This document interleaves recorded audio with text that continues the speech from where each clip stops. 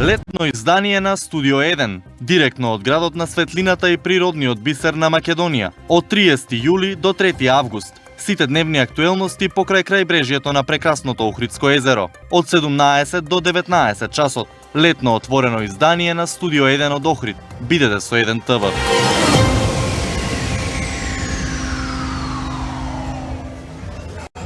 Се враќаме во отвореното студио на Golden Beach, нашето последно издание за оваа недела. Како што јавивме, имаме специјален гостин, председателот на владата, господинот Зоран Заев. Добро дојдовте во отвореното студио и ви благодарам што и покрај големите обврски најдовте време да бидете дел од нашето студио и со нашите гледачи. Благодарам на поканата, поздрав секако до гледачите. Јас од денеска сум на одмор, овде сум во Охрид и ми е задоволство, комплименти за тоа што го правите додека одмарат и луѓето сепак од прекрасниот наш Охрид, сепак да испраќате сериозни пораки, информации, приближување на граѓаните од Охрид, секако да останатиот дел од Македонија, кое што е секако и добро за државата, заради развојот на туризмот. Но еве ми е задоволство што сум денеска. Да, Македонија го прослави најголемиот празник Илинден, што на некој начин беше протолкувано како неформален старт на референдумската кампања. Меѓутоа, државно-политичкиот врв на Македонија испрати различни пораки до граѓаните кои на моменти можат и да делуваат збунувачки. Ако ми дозволите, накратко само ќе прочитам неколку куси и поенти. Вие од Пилинце повикавте масовно да се излезе на 30 септември на референдум, а вашата главна порака беше патриотизам е ако се грижи за сопствената иднина. Лидерот на опозицијата, Мицковски од Струшко, договорот го нарече капитулански и оби поразот да се претвори во победа. Кажа дека Заев сака да го скрие своето минато и порача ќе му кажеме не на договорот, без да прецизира дали тоа значи дека ќе го бойкотираат референдумот или ќе излезат на гласање. Председателот Ѓорѓе Иванов од Мечкин Камен договорот со Грција го спореди со договорот со признавањето на Тајван. Тајван рече дека е договор од сребролюбие, а овој договор со Грција од славолюбие. Исто така, че нам ви испрати директна порака, личната слава дека треба да не се става пред достоинството на народот, бидејќи со договорот се редефинира државата и никој нема право да тргува со идеалите на државата. Зошто државниот врв не може да изгради заеднички став околу едно толку битно прашање, како што е влезот во ЕУ и НАТО, а со тоа и иднината на Македонија? Пораките на државното раководство во Република Македонија, вклучувајќи се себе си внатре, секако соодветствува и на карактерот на личностите, но секако и од одговорноста која што секоја личност ја согледува, мислејќи за својата политичка кариера, за еднината на државата и идните генерации, и само така јас тоа можам да го дефинирам. За жал и лидерот на опозицијата и председателот Иванов не можат да ја надминат својата политичка немоќ и своите фрустрации, имајќи посебно во предвид дека сите ние сме должни да овозможиме околности каде што граѓаните ќе се изјаснат. Толку висока демократска придобивка е референдумот, наша должност е како политичари, како раководство во државата да овозможиме граѓаните да си го кажат тоа што мислат дека е битно за себе, за своето семејство, за својата општина, за својата држава. И тоа на демократијата. Но во вакви околности, навистина да ги испраќате вака праките во најмала рака, несериозно, знаејќи дека ВМРО ДПМН и председателот Иванов во референдумот се крстат повеќе од деценија. И тие му укажуваа на нашиот народ дека за вакви важни прашања како што е проблемот со името кој што го имаме со Грција, граѓаните ќе одлучуваат на референдум, тоа се ставови и фала Богу во последно време се унисони ставови во Република Македонија дека преку референдум ќе се одлучува на оваа прашање. За да денеска не смогнат сили да повикат на референдум. Како сакат, нека ги заземат своите позиции како политичари, нека ги повикат граѓаните како сакат да гласат. Но важно е да излеземе и да повикаме на референдум. Затоа што сите знаеме што се случуваше од самостојноста на Македонија до сега. Сите знаеме дека нема подобра иднина на Македонија, ниту па интегрирана Македонија во НАТО и во Европската унија без решен проблем со Грција. И несериозно е, буквално е само политичка фрустрација, ништо повеќе, ниту па ништо помалку, она однесување кое што денеска можеме да го видиме од така високи функционери во Република Македонија. Господине Заев, председателот исто така рече дека пробувате да го заобиколувате. Ајде да се вратиме назад на она фамозен состанок од 5-6 минути кој што се случуваше на Вила Водно. Море 2 минути да не бе. Така, па се до сега се обидувате да го заобиколувате председателот на државата или политиките се толку различни што не може да се усогласат двете страни? Јас сум сериозен човек и одговорна е мојата функција. Секогаш кога се случуваа било какви напредувања во разговорите, председателот Иванов беше информиран. Рака на срце, ве зборувам пред граѓаните, беше информиран и шефот на опозицијата. Но не сме сите таму да преговараме. Преговара премиерот и министерот за надворешни работи. И кога ги носевме одлуките, се водевме од она што е најпатриотското за нас. А тоа е да обезбедиме едината, а при тоа да го сочуваме нашиот идентитет, нашиот јазик, нашата национална посебност, култура, нашето наследство. И успеавме во тоа. Председателот Иванов беше континуирано информиран. 2 пати имавме лидерски средби, каде што зборувавме за сите детали. Што може да не очекува во следна фаза од преговорите, кои се сегашните позиции, како го заокруживме некаде на средина пат на преговорите идентитетот, како важно прашање во целиот овој дел. И навистина тоа е процесот на преговорите. Тоа го правеше и премиерот на Грција. После разговорите одеше кај председателот на државата и споделуваше со другите политички партии. Впрочем, тоа го прави и целиот свет кога се случуваат вакви преговори. Јас си продолжувам понатаму комуникацијата со председателот Иванов. Во последната комуникација се потрудивме да внимаваме из Илинденот, ама изгледа едно зборувавме во разговорите, а друго се случи. Кога последен пат се слушнавте со Иванов? Не објавивме во јавноста, но постои комуникација. Јас имав средба со председателот Иванов на 2 дена пред Илинденот.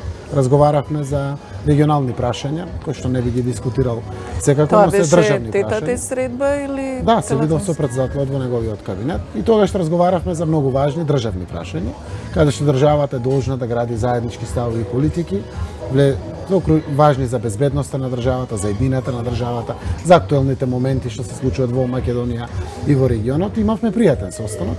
На маргините поразговаравме и за очекувањата што би можело да се случи на Мечкин камен, заради тоа што имавме веќе согледување, јавноста знаеше.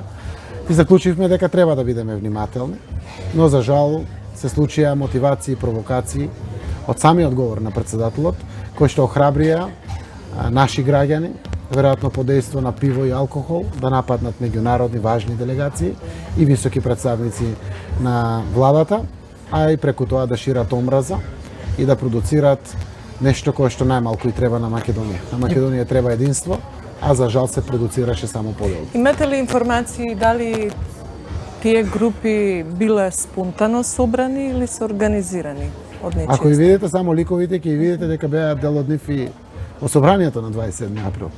Тие веројатно 50 на луѓе, исфрустрирани, од некого мотивирани и продолжуваат да предизвикуваат, да испраќаат пораки на поделби во ова наша Македонија.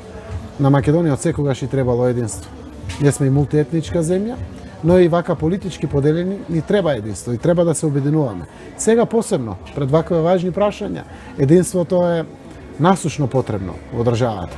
За жал, овие луѓе сами тоа не го прават. Во таа насока, дали сметате дека се работи за индивидуална група или разнишано е општественото ткиво каде што навистина е поделен народот, бидејќи имаше многу недолични скандирања во тој момент?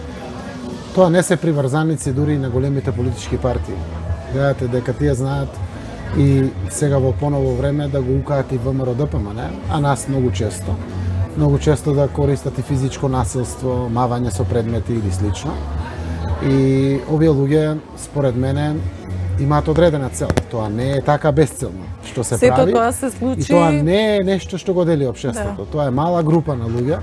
Сите знаат дека Македонија има еден правец, а тоа е правецот на интеграциите во НАТО и во Европската унија. Зошто?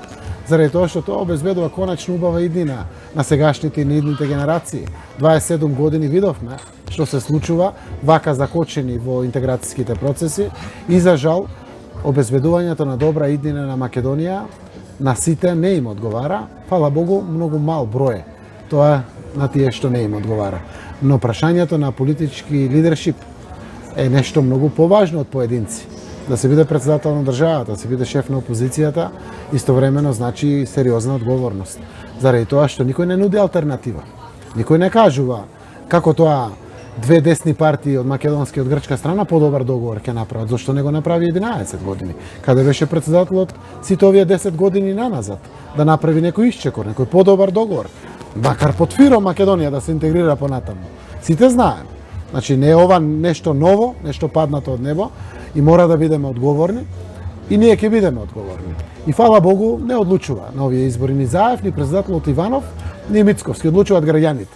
И граѓаните, како секогаш што носели исправни одлуки за Република Македонија и овој пат ќе ја донесат најисправната одлука за Република Македонија, а тоа е во огромно мнозинство, да излезат на референдумот, убеден сум во тоа, а истовремено да го поддржат членството во Европската унија и НАТО, поддржувајќи го договорот со Грција, заради тоа што ова е максимално добро што е постигнато за Македонија, фер договор добивме, Добро, кој за што и договорот текако време гарантира добра иднина на Македонија. Да. Кога сме веќе, извини колега Чаловски, кај председателот, по повод инцидентот од кабинетот на председателот Иванов издадоа соопштение во кое што се искажува жалење, но не и осуда, меѓутоа во исто време има еден малку циничен тон во кој што се вели дека владата треба да размисли за она што се случило на Пеленци, бидејќи граѓаните на тој начин сакале да испратат порака.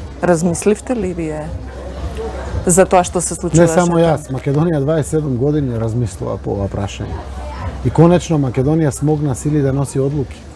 Ние политичарите треба да носиме одлуки и еве, фала Богу, демократијата тоа го возможува на референдум, буквално да им оставиме на граѓаните да одлучат. Тоа се нашите граѓани, немаме други граѓани, кои што им даваме право, апсолутно величествено демократско право по пат на лично изјаснување на референдум да определат иднината на Македонија. Колку е несериозно да преку вакво соопштение буквално цинично се испраќаат пораки и колку тоа не му приличи на високата позиција на некого што ја има во државата, навистина граѓаните оставам сами да ценат. Македонија е пред сериозен исчекор за својата иднина.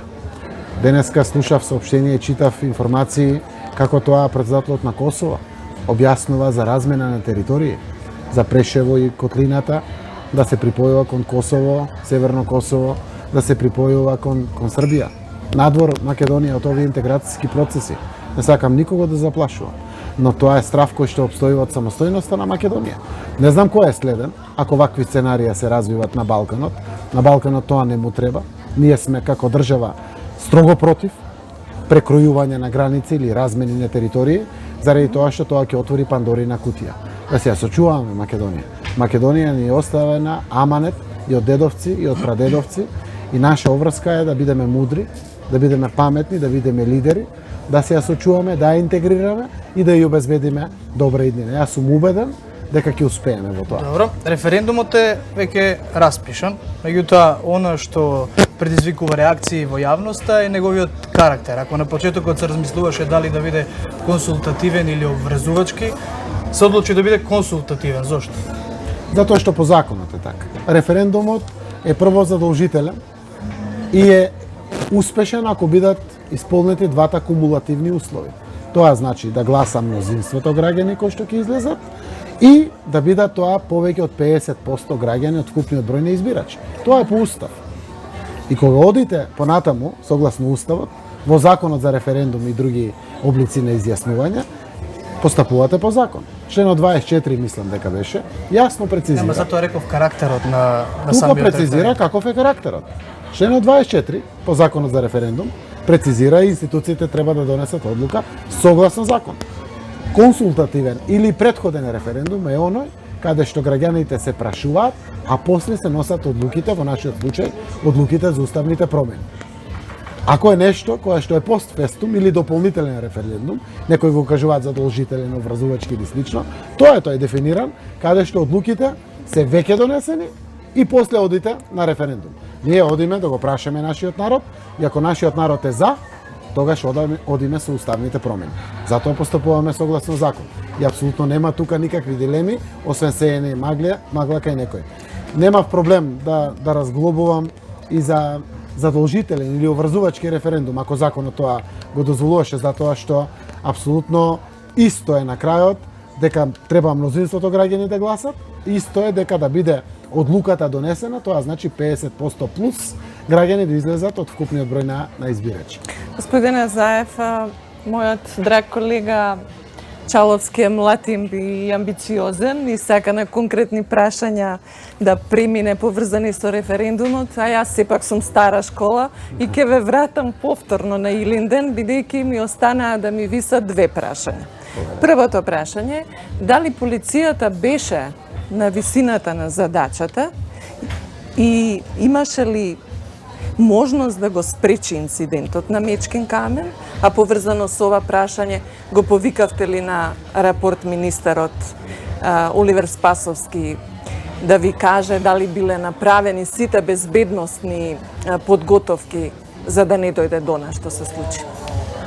Како што кажав во првиот дел на вашите прашања, ние однапред и знаевме и очекувавме дека е можно тоа да се случи. Впрочем, не е ништо ново и порано имало укање, викање од вакви радикални структури, да ги кажам, на Мечкин камен и беа преземени сите неопходни действија од страна на Министерството за внатрешни работи.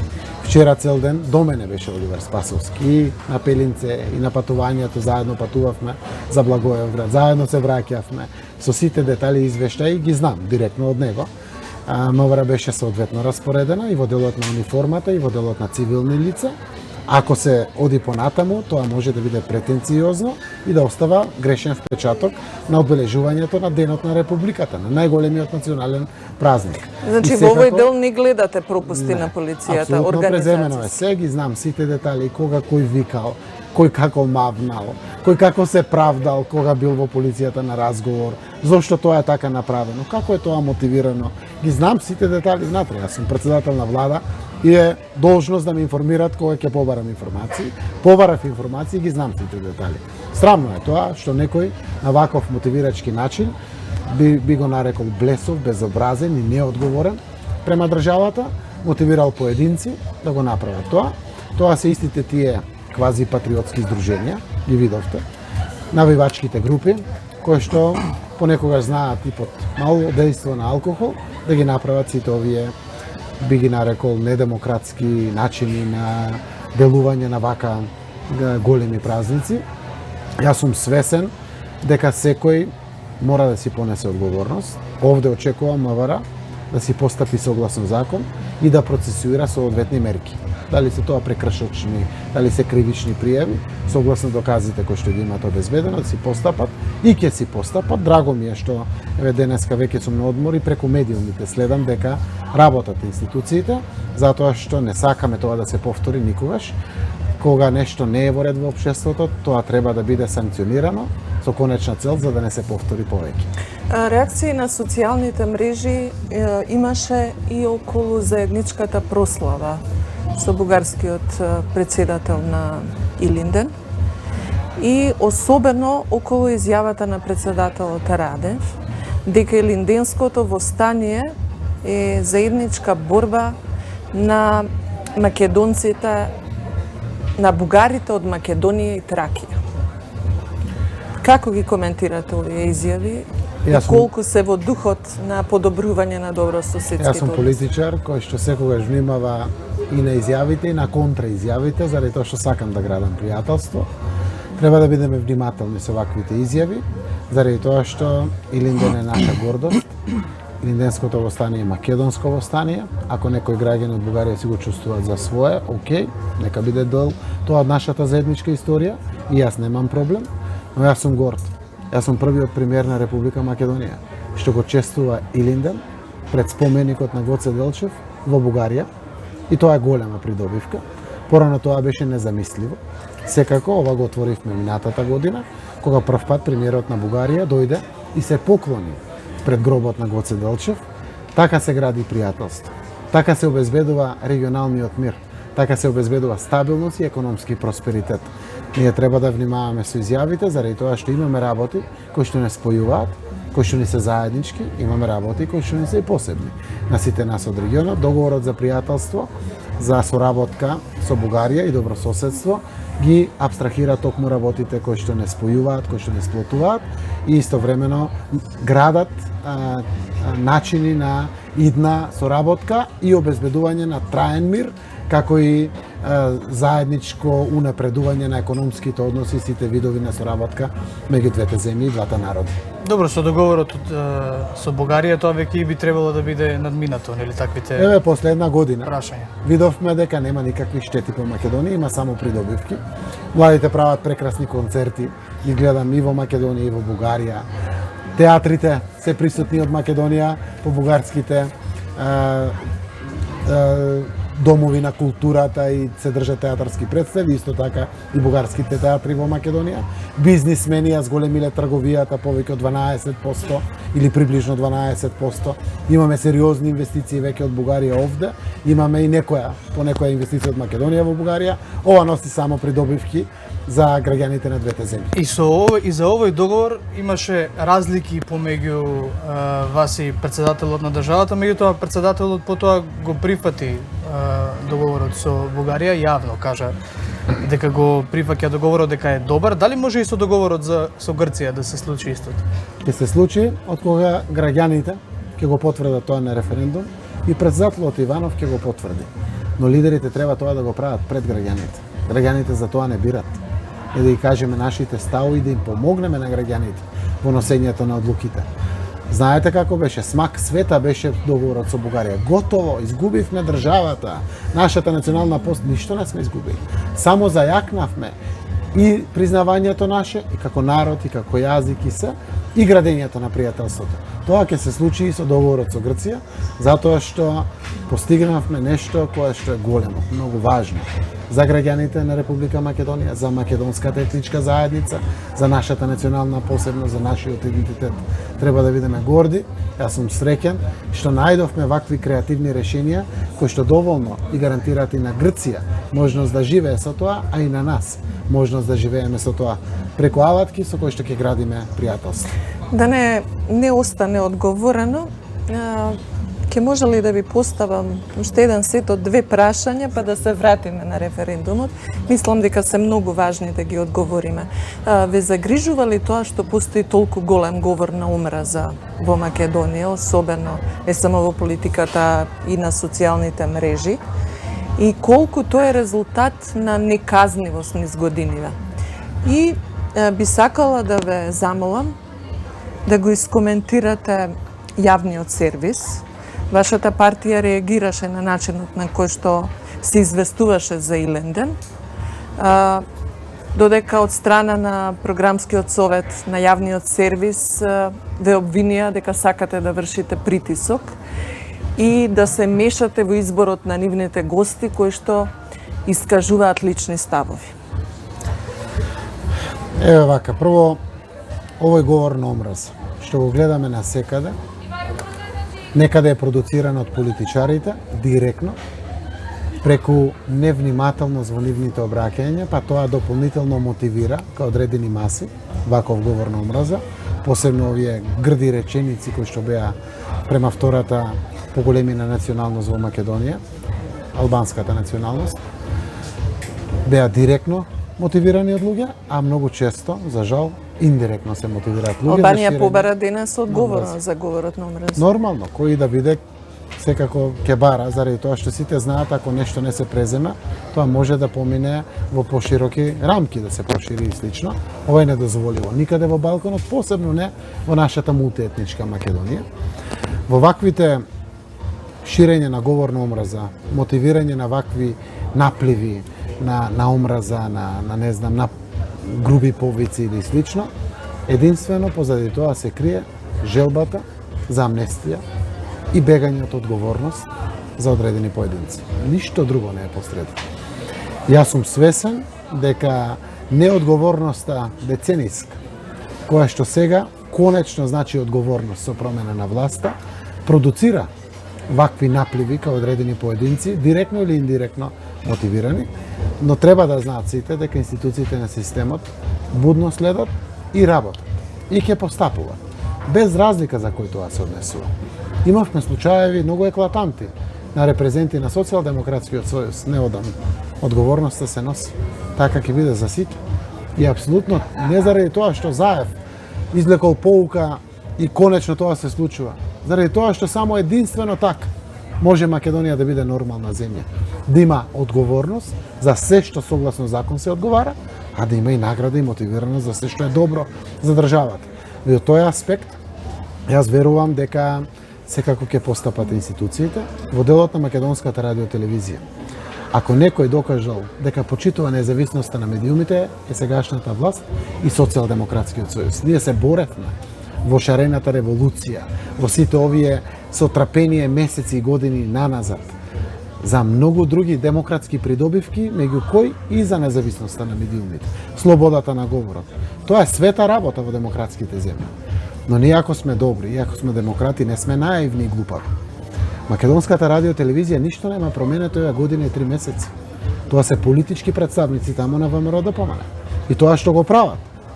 Ако мислат дека нашата доблест, добрина, демократичност не прави да бидеме наивни и блесави, се лажат.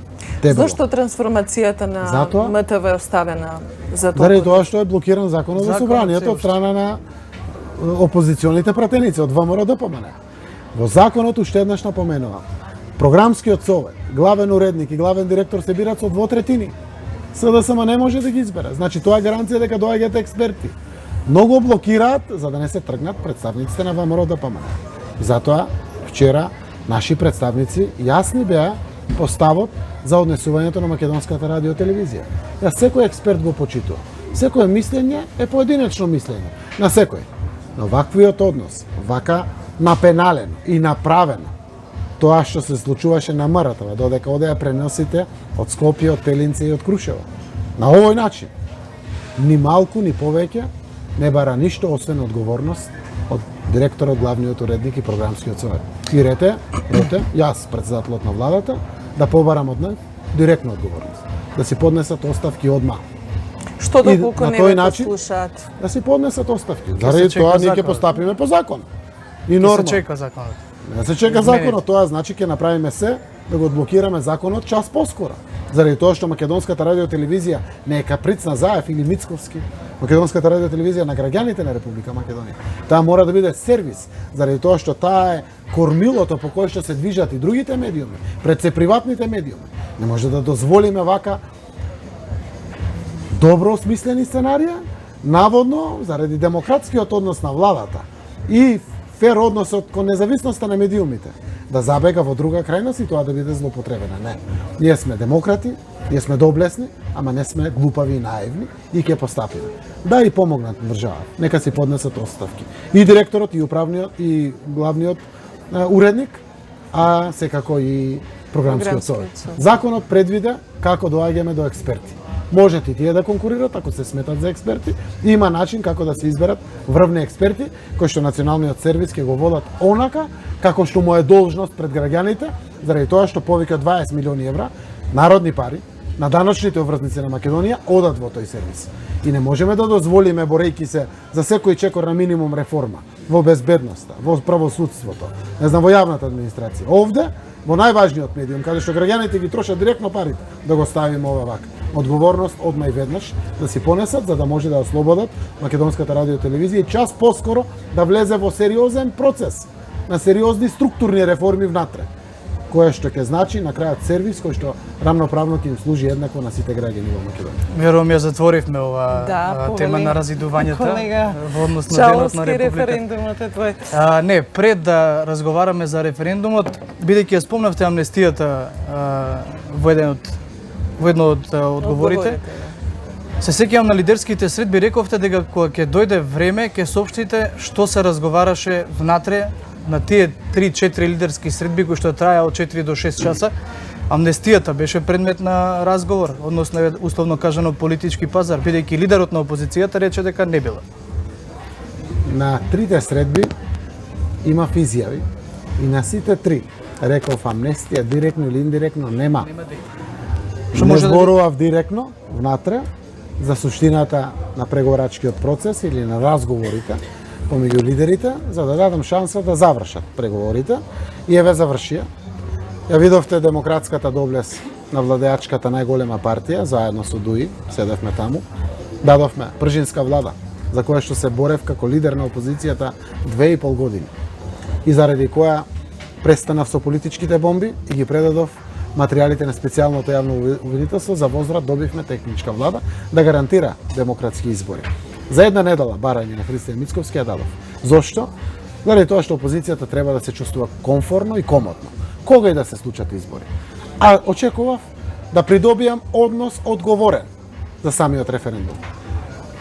Го прифатив и законот за финансирање на политичките партии. Рете и честно ќе кажам, тоа е добро за сите политички партии. Ги прави отпорни на евентуални корупции од фирми, бизнисмени и други мокници во иднина. Независноста им е јакна и е добро. И ДИК, кој што е договорен, знаете од кога, пред неколку месеци, кога од владата излезе Христијан Мицковски и рече добивме председател на ДИК. Од опозицијата ќе биде. Тогаш и јас објаснував дека во пакет со финансирање на политичките партии и го вративме старото решение. Уште тогаш тоа беше договорено. На оваа лидерска средба, за да добијам повик од опозицијата, понудив лепеза на можности кои што значат одговорност на сите политички партии. Прво понудив, ако опозицијата обезбеди 300.000 гласови против, тогаш може да бират кога ќе има избори. Дали со председателски, дали крајот на 2019, кога би завршил процесот со НАТО, не знам, дали со редовните, тие да бират. Зошто? Заради тоа што ако извадат 300.000 гласови против, честно е да знаат сите дека гарантираат излезеност на граѓаните. Не го прифатија и гарантираа дека нема да повикат на бојкот, ни па тајно ќе работат на бојкот. Ќе го видиме и тоа во периодот пред нас. Втората варијанта која што ја понудив, секако ако извадат повеќе гласови против на референдумот, уште еднаш напоменувам референдум. Обврска сите да го обезбедиме, да успее како процес. Ако Да има извадат- цензус. Да има цензус. Ако извадат повеќе гласови против од оние за, ја имат мојата оставка директно истиот ден. Таа веќе ја најавивте и во Че нашето ако има отворено повеќе студио. гласови против, Така. отколку за, Да. ја добиваат мојата оставка. Дали тоа И тоа не го прифатија, за да може да гарантират и да повикат на излезеност. Баравме да повикат на излезеност. Да гласат против, како сакат граѓаните. Тоа беше понудата.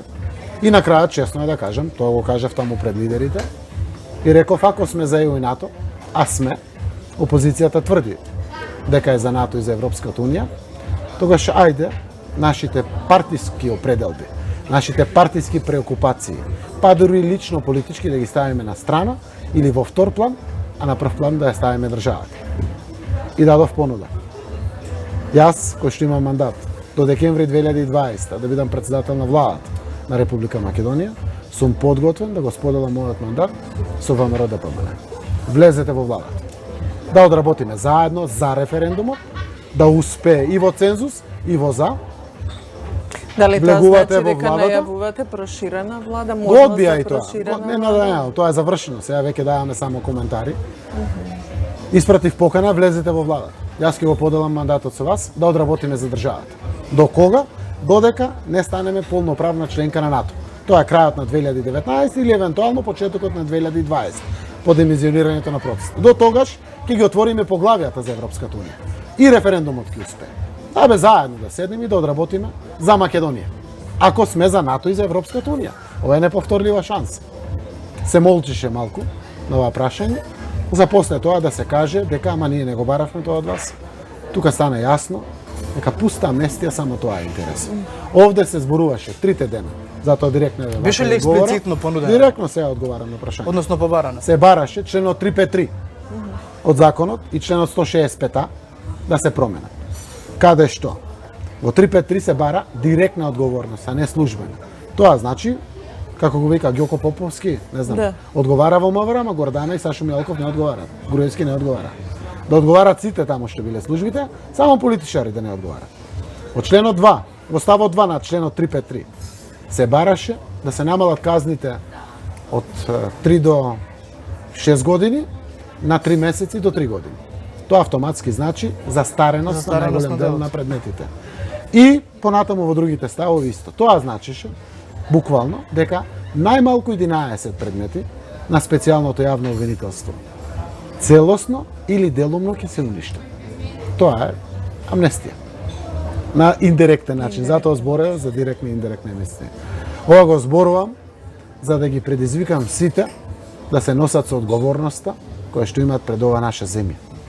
Мораме да понесеме одговорност. До ден денеска стојам на ставот дека добро е и за државата, добро е и за ВМРО ДПМН да повика на излезеност на референдумот, а граѓаните да се изјаснат како сакат.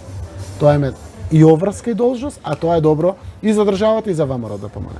На тој начин ќе можат веројатно да ги одржат релациите со меѓународната заедница, со своите сестрински партии, ќе може да се обезбедат во иднина кога и да е некоја албанска партија за свој коалиционен партнер, оти вака поставени, нема да има долго време, а тоа не е добро ни за ВМРО. Штом не е добро за ВМРО, ДПМН не е добро и за Македонија. Мора да има баланс на силите во државата. Од тој аспект, јас навистина очекувам одговорност од сите, доаѓа референдум. Јас сум толку убеден во успешноста на овој референдум и заради тоа сум вака и транспарентен и зборувам за се. Треба да знаат граѓаните се, заради тоа што план Б за Македонија нема. Ако го има, нека го стават на маса. Ако некој можел да направи подобро, ќе го направил во претходните 11 години, тоа подобро мислејќи на договорот со Грција. Затоа да излеземе гордо, достоинствено, со одговорност до небото, да носиме одлуки. Оти тие што носат одлуки историјата ги запишува. Тие што седат дома и молчат, историјата ги запишува на тој начин. Како молчеле и немале минимум одговорност пред својата држава. Затоа сум убеден дека граѓаните ќе се однесуваат одговорно, и секогаш се однесувале одговорно кон својата земја, кон своите сограѓани и ќе излезат и ќе донесат одлука. Каква кампања планирате да водите за референдум? Референдумот не е избори, се работи за државен процес и од тука веројатно ќе биде тоа повеќе и државнички од аспект на институционално, затоа што прво самиот процес мора да се обезбеди. Второ, овде нема промени на властите, туку се носи суштествена одлука која што имплицира и влијае сериозно на нашата иднина. Кампањата ќе биде сигурно и од врата до врата, и преку јавните настапи, медиумите, и преку трибини, и митинзи и слично. Сето тоа што не стои на располагање ќе го користиме. Да им објасните што добиваат со влез во ЕУ и НАТО? Ние политичарите некогаш мислиме дека не знаат граѓаните, граѓаните знаат се. И затоа ја користам секоја прилика, ќе искористам и ова прашање, да знаат граѓаните што договорот со Грција представува. Прво, во договорот со Грција конечно е потврден македонскиот идентитет. Македонскиот идентитет во членот 7 од договорот со Грција целосно имплицира и потврдува гаранција на македонскиот идентитет преку гарантирање на јазикот, народот и националната посебност, дополнително преку потврда на нашата култура, на нашата територија, на нашето наследство и на нашата историја.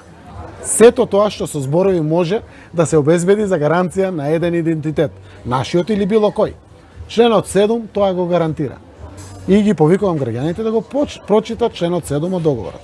Второ, договорот го гарантира македонскиот јазик. Македонскиот јазик е признаен од Грција. Со тоа е признаен конечно од целиот свет. Тоа е во суштина и нашиот идентитет. Македонскиот јазик е запишан во договор и е преведлив на сите меѓународни јазици. И повеќе никој нема да ни оспорува идентитет и јазик. Дури во државјанството, мултиетничка земја сме, имаме македонци, албанци, срби, турци, роми, влаци, бошњаци и сите други. Дефинирано е државјанството македонско, цртичка, граѓани на Северна Македонија. Зошто? Заради тоа што покрај македонци имаме и албанци, срби, турци, влаци, роми, бошњаци и другите етнички заедници. Дури и тука е потврдено. Тоа докажува дека Грција немала проблем со нашиот идентитет. Дури во делот на државјанството, не во идентитетот, го потврдила македонско. И тоа е комплетно решено. И на крајот, Договорот ни обезбедува НАТО и Европската Унија. Тоа значи стабилност и безбедност, но на крајот значи економија и економски стандард за нашите граѓани.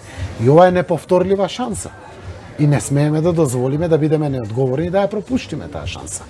При еден ваков договор, кој што денеска го имаме, на крајот добиваме и пријател, за кој што некој го кажуваа дека е непоправлив непријател на Македонија.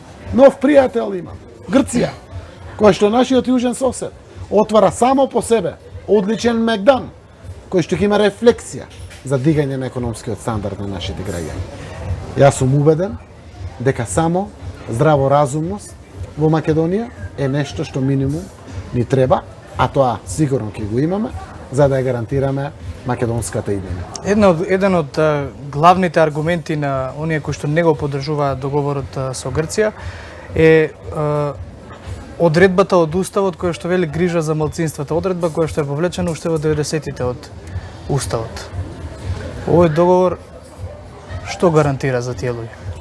И дали Македонија се откажала од малцинството? Популистички е политичарот дома да билда мускули и да убедува граѓани дека ние тоа ќе се избориме за нашите малцинства, ќе им помогнеме во судските процеси, ќе бидеме нивниот катастер за имотите или слично. Не. Постои меѓународно право за тоа.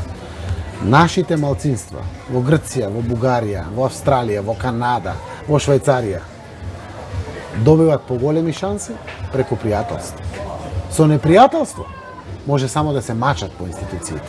Ако ги имат тапиите, ако ги имат доказите и аргументите, преку пријателство создадено со Грција, добиваат поголеми шанси. И лага е, и впрочем има доказ за тоа, од 2008 година, тогашниот премиер на Република Македонија Груевски ветуваше што тоа он ќе направи за нашите македонци по потекло од Грција. И што направи? Еве не 10 години, што направи? Или после тоа имаше уште 9 години. Што направи? Ништо. Како што некој грк овде пред суд може да докажува своја собственост доколку има по некој наследен ред. Така и нашите тоа може да го направат во Грција. Но каде? Во земји кои што немаат отворени прашања, кои што билатерално се оке, има изградено пријателство, тогаш и институциите можеме да очекуваме дека во таквите земји ќе функционираат. Така да лаги со опашки е дека Македонија се откажала од своите национални малцинства во Грција или било каде. На крајот треба да знаат граѓаните. Овој договор не носи кон интеграција покрај во НАТО и во Европската Унија. Интеграцијата во Европската Унија значи ќе дојде време да ги тргнеме границите. И на крајот е who cares? Кому му е грижа? Кој се осеќа македонец овде, во Грција, во Австралија, во Јапонија е македонец. Кој се осеќа грк, бугарин, е грк, бугарин било каде. Дај да гледаме за едината на државата, знаејќи дека преку тоа на внимателен начин сме ги обезбедиле нашите национални придобивки, нашиот идентитет, нашиот јазик и конечно добиваме земја признаена од цел свет. Зарем ова парче грудка земја наша не е вредно да го обезбедиме заради како да ги кажам болументи во однесувањето на одредени политичари, ќе ги оставиме вака да протечат низ вода. Ќе завршат политички мандати на Заев, на Мицковски, на сите. Македонија ни е вечно и неа мора да ја обезбедиме. Политичарите се само минливи и менлива категорија кои што се овде и наша должност е да носиме одлуки, да ги напеналиме на граѓаните и тие конечни да бидат за своите одлуки, како што е по повод ова важно прашање. Така, бидејќи времето не газија, имаме уште најмалку 2-3 теми за разговор. Овде си прашањата од гледачите, кои што ќе ги поставиме некаде при крајот. Ајде за домашните случувања. Актуелни случувања беа тоа што фирма во која што вице-премиерот Кочо Ангјушев има своји акции, доби пари од Фондот за иновации. А тука беше и скандалозниот, условно кажано, тендер распишан од министерот Венко Филипче за набавка на реагенси. Колку често се консултирате со вашите работници за да се случуваат вакви... Мислите членови на влада, работници, на кои работници мислите? И на сите кои што се околу вас во најголемиот круг. Во јавните институции. Така. Еве вака. Сето ова што се случи и јавноста имаше наплив на реакции е првозаконски, но во делот на етички оддел се Моралната случи, одговорност е. Така и еве се коригира работите. По двете прашања ќе дадам суштествен одговор. Тендерот кој што е објавен во Министерството за здравство има цел преку консолидирање на набавката на лабораториските реагенции и апарати да заштеди меѓу 7,5 и 8 милиони евра годишно. Тоа се отприлика огромен процент на пари неопходни да стигнеме до 100.000 денари плата на специјалистите. Македонското здравство со години наназад било душмански плячка. И сега покрај ваквите тендери кои што се распиша, овозможивме да на нов начин се конкурира, кој што ќе направи рационализација и во делот на трошоците по реагенции, и во делот на поправката на апаратите. И ќе ви кажам дека 6,5 милиони евра се трошело од сите 123 институции здравствени во државата за поправка на лабораториските апарати за реагенциите. Сега по новиот тендер е нула. За реагенции се трошело 12 милиони евра. По новиот тендер чекавме цена од 8 милиони евра, ако имаше конкуренција да паѓа и доле. Сето ова обезбедуваше во просек годишно од 7,5 до 8 милиони евра заштеда на пари. Огромни пари се тоа и за Македонија и за македонското здравство. За жал, дел од фирмите кои што се овластени или лиценцирани представници и на други компании, а не на Абот, само Абот на крајот остана германскиот Абот да конкурира, другите не конкурира на самиот тендер. И ова доведе да имаме само еден понудувач. Се работи за тендер кој што сега се спроведува, а треба да влезе на сила од 1 јануари 2019. Знаејќи дека е само еден понудувач, другите не се јавиле, веројатно од лукративни причини, оти не сака да изгубат својата екстра добивка која што имале низ годините наназад, ни се случи да донесеме одлука да го поништиме тендерот. И на ново ќе го објавиме. Имаме време. Имплементацијата е од 1 јануари. Но убавината на транспарентноста, која што денеска имаме, граѓаните да ви реагираат, дават можност веднаш да се коригира. Забелешките Тоа е беа едниот дел повеќе поради домашната фирма која што била формирана само 4 месеци. Значи конкурент на тендерот е германската Абот, Gin Company. Да, меѓутоа преку Во делот македонска фирма. на своите податоци, како обврска во законот, односно по тендерската постапка, треба да каже која фирма ќе му биде дистрибутер, дал мейл адреса на домашна фирма за која што ќе му биде дистрибутер. И овде излезе на површина домашната фирма. Тоа беше плюс во делот на реакцијата, основ да го поништиме тендерот. И имаме право по закон и да го возобновиме. Абот може повторно да се јави, но може да се јави Пановски, може да се јави Авицена и овие архилапли, како ги викат, досега што давале. Лабораториски реагенции по сите основи и апарати. Да се јават сите. При еден компетативен основ, ќе заштедиме пари кои што ќе искористиме пак во здравството. Во делот на она што е од фондот. По закон, сите фирми што ги исполнуваат условите може да конкурираат. Сите. Да, рековме дека е законски, меѓутоа моралната одговорност. Еве, луѓето постапија. Уште пред одлучување, Зошто мораше отпосле да се реагира од фондот и да се бара владините функционери да ги пријават уделите? Зошто тоа на почетокот не беше? Затоа заради многу тоа често што законот тоа не го бара. Кога јавноста реагираше, луѓето видоа дека јавноста сака и етичкиот дел да биде исполнен. И заради тоа направија формула за изјава доколку некој функционер има удели или е дел од сопстеничка структура на ваквите фирми. Можеа до крај овие фирми за кои што јавноста реагираше да останат и да бидат избрани. Тоа е сосема по закон. Но овде останува прашањето дали ова е до крај етички, од овие пари може да додат и кај други фирми или да останат како резервар за некои наредни фирми кои што ќе конкурираат. Луѓето се доблесни и уште во недела реагира и Локвенац и Кочан Ѓушев. Директно да ги повлечат своите апликации. И тоа е делот на демократијата и транспарентноста во општеството. Јас ниту сакам да штитам некој, ниту ми е намерата да штитам некој. Да, од меѓутоа секој сакам ви да работи забележа дека сте согласно се закон. ставиле во одбрана на вашите соработници. Истовремено граѓаните очекуваат од мене и да бидам вистински поставен кога некој доволно одговорно се однесува и знае да се коригира или не се однесува одговорно и знае да се коригира. Досега од луѓе кои што владата на чело со мене се поставени повеќе од 20 се разрешени. Се разрешени од самите функции, управни одбори, директори или слично. И немам предрасуди за ваквите работи. Но истовремено граѓаните очекуваат и да бидам одговорен према кадри кои што сум ги повикал да работи. Кочан Ѓушев е представник на стопанските комори. Јас знам колку знае економија и знам колку е тоа помош на економијата. Ако не се коригираше И ако не повлечеше, може би друг човек ќе се однесува и друг човек ќе размислува. Но се коригираше и не само тоа. Убеди своји партнери, кои што не се должни да го следат тој однос, кој што Ангјушев е должен, Заев е должен или другите се должни да Кога го го почитуваат. спомнавте вице-премиерот Андјушев, колку се точни воопшто? Дали се точни информациите дека ви понудил оставка, лут по написите дека фирмата Брако, во која тој има удел, продала на тендер оградна мрежа за 37.000 евра на македонски патишта? Значи, јас сум среќен што голем дел од министрите и другите директори, кога има одредени шпекулации, одредени напади врз нив или слично, многу често зборуваат за своје повлекување. Растеретени се огромен процент од владата. И тие се спремни секој момент да заминат.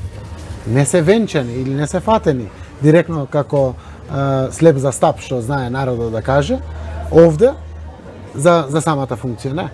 Тоа е убавината на македонската влада.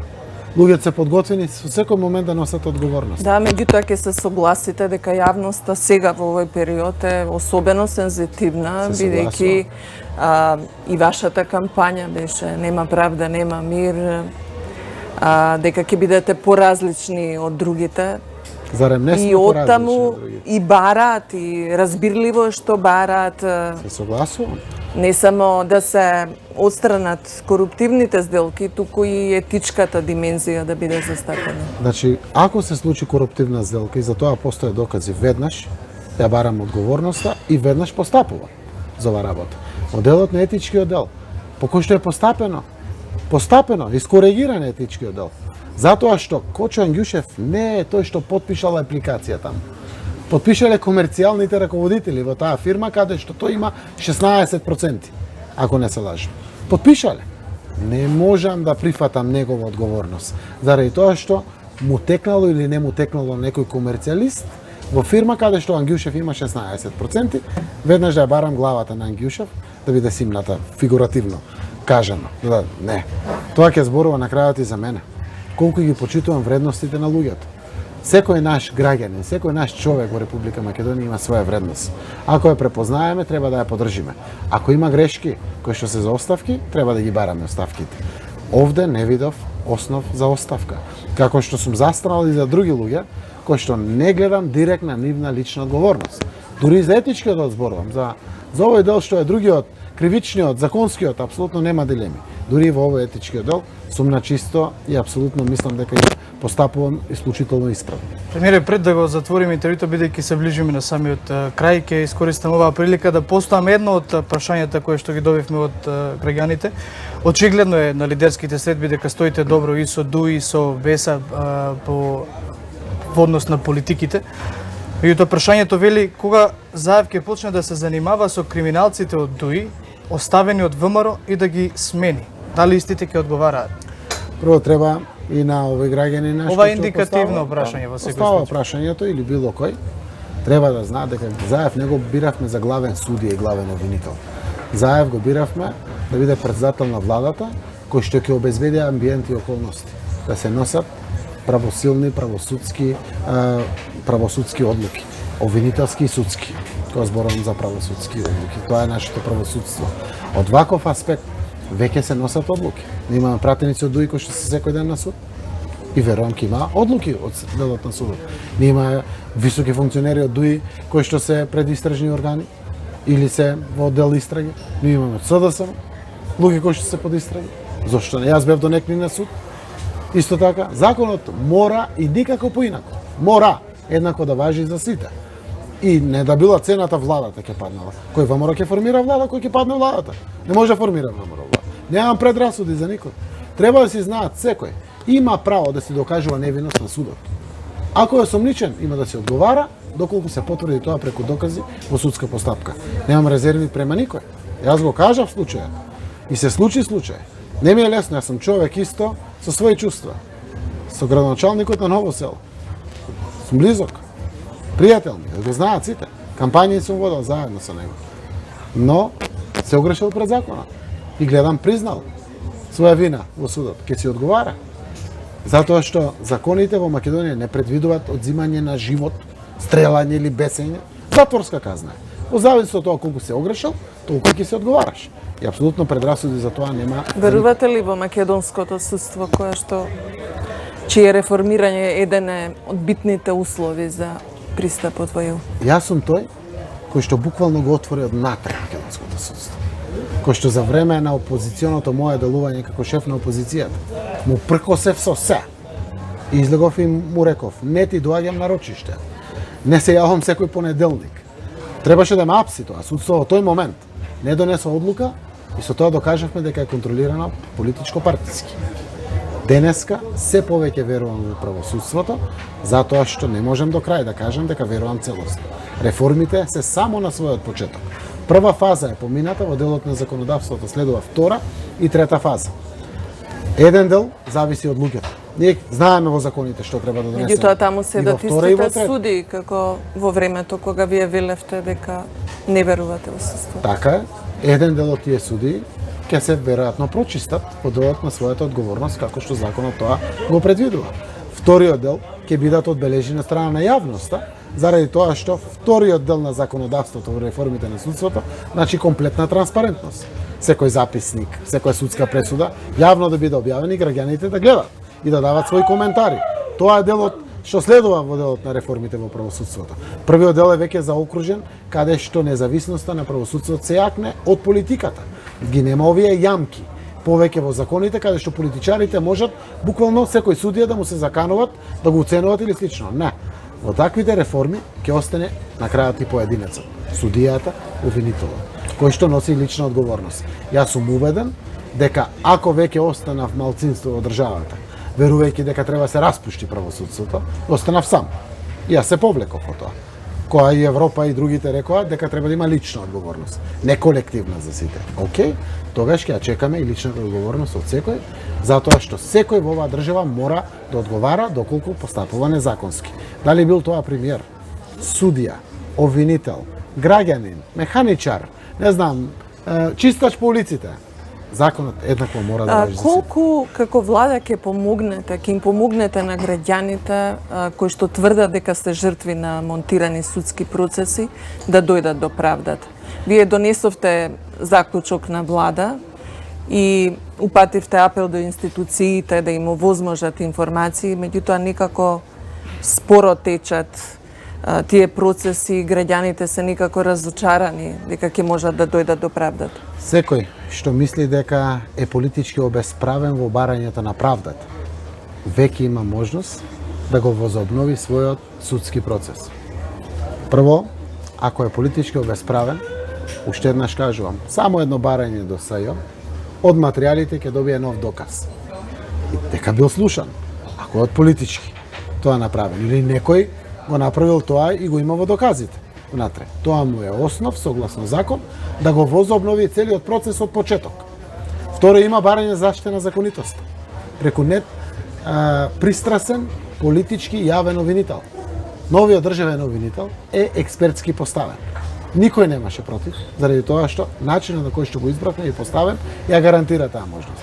Секој што тврди дека има неправда во делот на пристрасноста во добивањето на правда од минатото, заради тоа што бил политичка цел или слично, има веќе начин тоа да го направи и апелирам сите граѓани кои што тврдат дека политички се обесправени, односно не дочекале правда заради монтирани политички процеси, имат ги алатките веќе на располагање, само преку својот адвокат да го побарат тој еден доказ, по законот вика нов доказ, во постапката е основ за отварање на процесот повторно од ново, од нула. Ајде за крај да ја оставиме политиката на страна, да дадеме една човечка димензија на овој разговор. Најавивте на почетокот на овој интервју дека од денес ви почнува одморот. Заев во јавноста важи за човек кој што ги сака моторите на 4 тркала. Што ќе правите? Лето што друго ви е во план? Добро, јас ветив на сопругата и на децата мои дека ќе бидам на одмор заедно со нив и ќе одмарам, но за вашиот ценет медиум еве прекршив уште првиот ден и реков прекрасно е местото, прекрасна е гледката, така да. Јас сум овде на 200 метра. Колку дена ќе си дозволите одмор? Веројатно сум првиот премиер кој што 10 дена одмара во Охрид и сум среќен поради тоа. Охрид е прекрасен. Ако даде Господ малку и повеќе сонце, ќе биде уште попрекрасен. Сакам да поминам по повеќе плажи овде, заедно со сопругата и со децата, сами сме. Така да ќе си барам друштво сега. Моторите овде се? По Охрид. Моторите не ги зедов. В последно време малку и полицијата не ми дава со моторите, не знам од кои причини, но веројатно и лето и се. Овде сме да одмареме.